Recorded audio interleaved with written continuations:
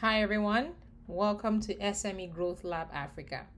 In today's lesson titled Mastering the Art of Selling, we shall be sharing some insights on how you can elevate your sales strategy for sustainable growth. Let us go over the agenda for today's lesson. Firstly, a brief introduction to the lesson.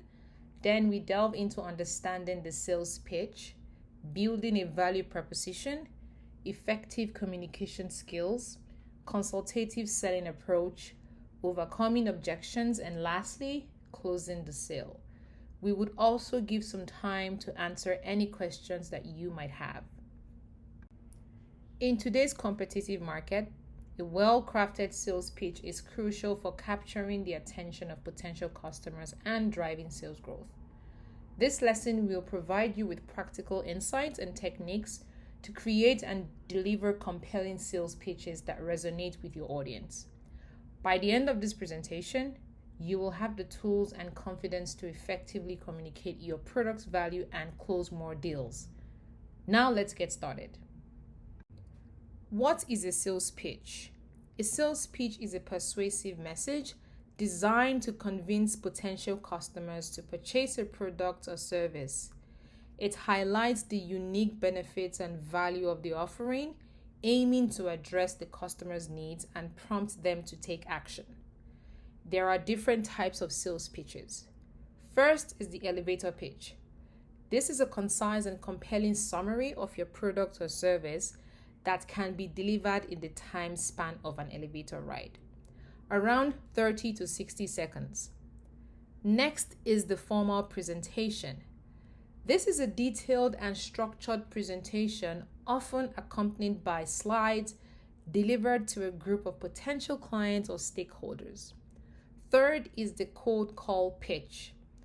This is defined as a direct and brief pitch delivered over the phone to a potential customer who may not be expecting the call. And lastly, we have the email pitch. This is a written pitch sent via email, focusing on clear and engaging content to capture the recipient's interest. To summarize, tailoring your sales pitch to the audience is crucial for its effectiveness. Different audiences have unique needs, preferences, and pain points. By customizing your pitch, you can address these specific aspects, making your message more relevant and persuasive. This approach increases the likelihood of engaging your audience and achieving your sales goals. What is a value proposition? This is a clear statement that explains how your product or service solves the customer's problem, delivers specific benefits, and tells them why they should choose your offering over the competition. It highlights the unique value your business provides. Here are the steps to create a compelling value proposition. Step 1.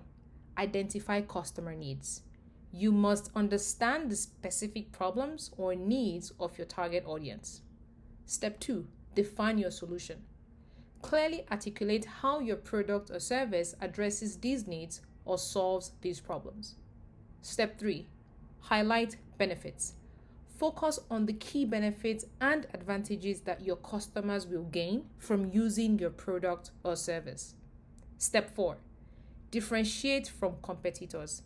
Show what makes your offering unique and why it's better than the alternatives available in the market. Step 5. Communicate clearly. Use simple, direct language to ensure your value proposition is easily understood by your audience. Here are examples of some strong value propositions. Let's take Slack as an example. Their unique value proposition is be more productive at work with less effort. By helping teams communicate and collaborate more efficiently, saving time and reducing the effort needed to stay organized. Another example is Airbnb. Their value proposition is belong anywhere. By providing travelers with unique local experiences by offering diverse accommodation options around the world. Effective communication skills. There are 3 ways to engage in effective communication. But first, we must understand the role of communicating in selling. Effective communication is the foundation of successful selling. It helps build trust, convey value, and establish strong relationships with potential customers. Clear and persuasive communication can significantly influence a customer's decision-making process. Next is verbal and non-verbal communication techniques. Verbal communication involves using clear, concise, and compelling language to convey your message. Non-verbal communication includes body language, eye contact, facial expressions, and gestures, all of which can reinforce your verbal message and help build rapport. Finally, active listening and empathy in sales. Active listening involves fully focusing on understanding and responding to what the customer is saying. It helps uncover the customer's needs and concerns. Empathy allows you to connect with the customer on an emotional level, showing that you genuinely care about their problems and are committed to providing a solution. Now, let's talk about consultative selling approach. Consultative selling is a sales approach that focuses on building a relationship with the customer and understanding their needs and challenges before offering a tailored solution. It's about acting as a trusted advisor rather than just a salesperson. There are 3 benefits of adopting a consultative approach. Number 1, stronger relationships. This builds trust and credibility with customers, leading to long-term relationships. Number 2, increased loyalty. Customers are more likely to return and refer others when they feel understood and valued. Number 3, higher sales. This leads to higher closing rates and larger deals as customers see the real value in the offered solutions. Customers often have concerns or reservations about a product or service. You could hear concerns such as, "It's too expensive. I don't see the benefit. I don't need this right now. I'm not sure your product will work for me.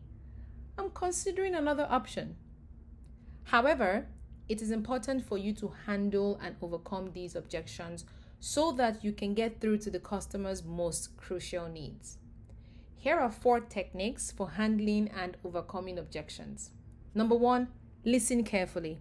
Fully understand the objection without interrupting. Number 2, empathize. Show understanding and acknowledge the customer's concern. Number 3, address. Provide information or evidence that directly addresses the concern. And lastly, confirm. Ensure the customer feels the objection has been resolved. There are several signs that shows a customer is ready to buy. This includes exhibiting positive body language, such as leaning in, nodding, and maintaining eye contact. They often show engagement by asking detailed questions about the product or service and using ownership language, referring to the product as mine or discussing future use. Customers ready to buy also tend to inquire about pricing options, discounts, or financing, and they often ask decision-related questions regarding delivery times, warranties, or contract terms. Here are 4 techniques used for closing a sale. Number 1, assumptive close. This involves asking or acting as if the customer has already decided to buy. For example, you can ask the customer, "When would you like us to deliver this?" Number 2, urgency close. You can create a sense of urgency by highlighting limited availability or time-sensitive offers. For example, you can ask the customer, "This discount is available only until the end of the week." Number 3, alternative close. Present 2 or more choices to the customer, both leading to a sale. For example, you can ask the customer, "When would you prefer the basic package or the premium package?" And lastly, summary close. Summarize the key benefits and ask for the sale. For example, by asking the customer, "So you get X, Y, and Z features for this price." shall we go ahead? There are follow-up strategies that you can use after the sale has been completed. Number one, you can send a thank you message appreciating the customer for their patronage. Number two, confirmation details. You can reach out to the customer to find out if their product has been delivered successfully. Number three, check-in call. You can check in a couple of times, asking the customer how they are enjoying their product or if there was any comment or concerns after they have used your product or service. Feedback request is the fourth option. You can get feedback about your product and use those feedback to make better products or services. And lastly, ongoing engagement. You can keep the conversation open between you and your customer, ensuring that there is an open line of communication between you and your customer. In conclusion, mastering the art of selling is crucial for elevating your sales strategy and achieving sustainable growth. By understanding the components of an effective sales pitch, building a compelling value proposition, honing your communication skills, and adopting a consultative selling approach, you can create meaningful connections with your customers. Learning to overcome objections and effectively close sales ensures you not only meet but exceed customer expectations. Implement these strategies to drive your business forward, foster long-term relationships, and position your business for lasting success. We have now come to the end of today's lesson. Thank you for your participation, and do not forget to subscribe to our YouTube channel for more lessons. If you have any questions, please visit our website at www.smegrowthlabafrica.com or send us an email at info@smegrowthlabafrica.com. We look forward to seeing the impact of these techniques on your sales journey.